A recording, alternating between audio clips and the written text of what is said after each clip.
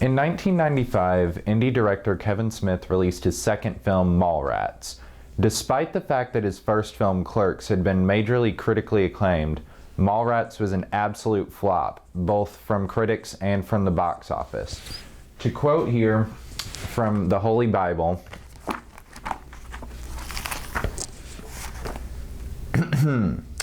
an unfunny film from the creator of Clerks about a band of friends, enemies, former girl and boyfriends, and geeks who hang out at a suburban mall. Don't look for more story than that, or much else. Despite not doing well upon initial release, Mallrats has gained a cult following. For this project, I decided to take a look at why that was, why I think that is now, and take a stroll around our local mall in Milwaukee, the Mayfair Mall.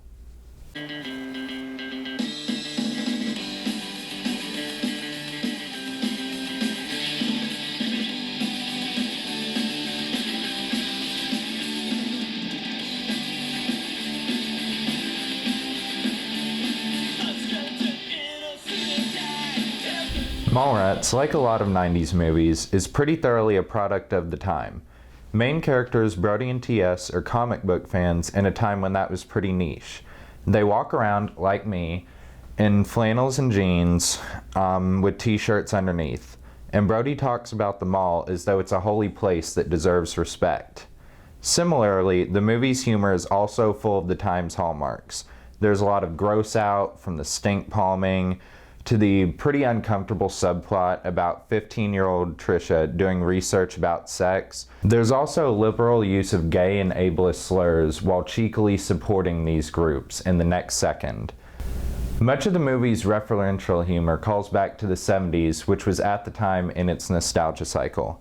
There's cheesy game shows, Star Wars, and even two of the movie's biggest names were fresh off of Dazed and Confused, a movie about teenagers in the 1970s.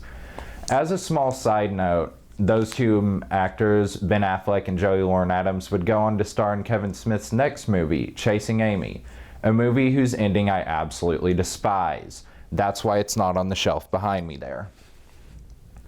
But if Mallrats contains so many of the hallmarks of 90s movies, why was it so hated at the time?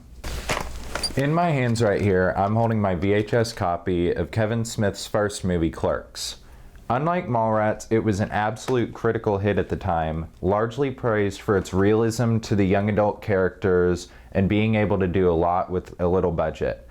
So, when this movie was successful, studios came calling to Kevin Smith to make them a hit, and he happily accepted the money and their ideas to make it, which led to his second film, Mallrats. Supposedly, as a result of what the studio wanted him to do, he shoehorned in more mainstream elements into the plot and added a bunch of goofy scenes that didn't really need to be there.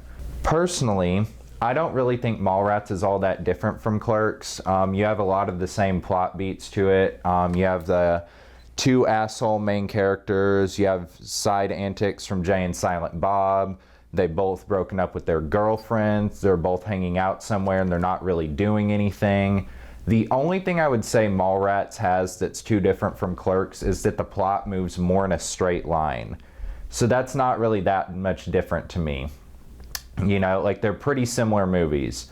In my opinion, Black and White really did a lot to make Clerks seem like a lot more than it is. And I'm not trying to hate on Clerks. I do think it's a good movie as well.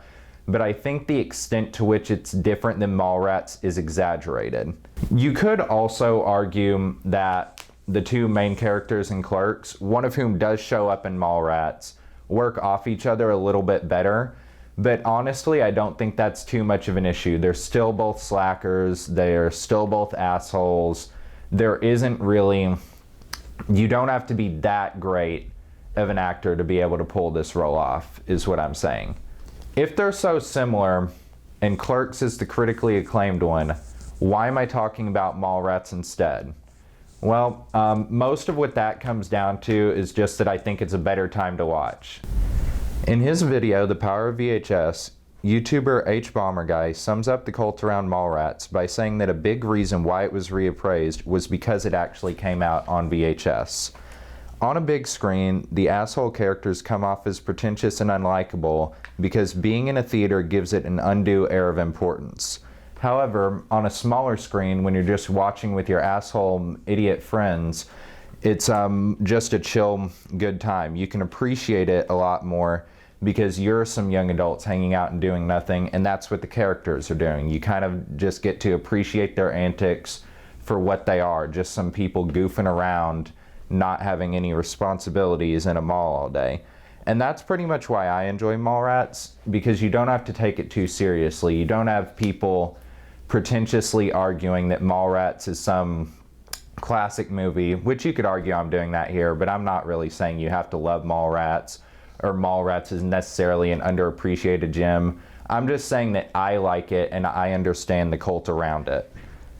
But if that's the cult that developed around Mallrats at the time, if the people who appreciated it because it was something you could watch on a small screen, VHS, which we don't really have anymore, why do I think that Mallrats can still be a cult film for the youth of today? Mallrats, in my opinion, is a time capsule of a bygone era. One of the biggest things you see on social media today is high school and college kids worrying earlier and earlier about when it's time to get a job, make money, and plan for the future. One of the biggest examples of this I've seen has been people posting images of them as a baby, and it says something along the lines of, "Me wasting time not investing in a portfolio at age 3, or something to that effect.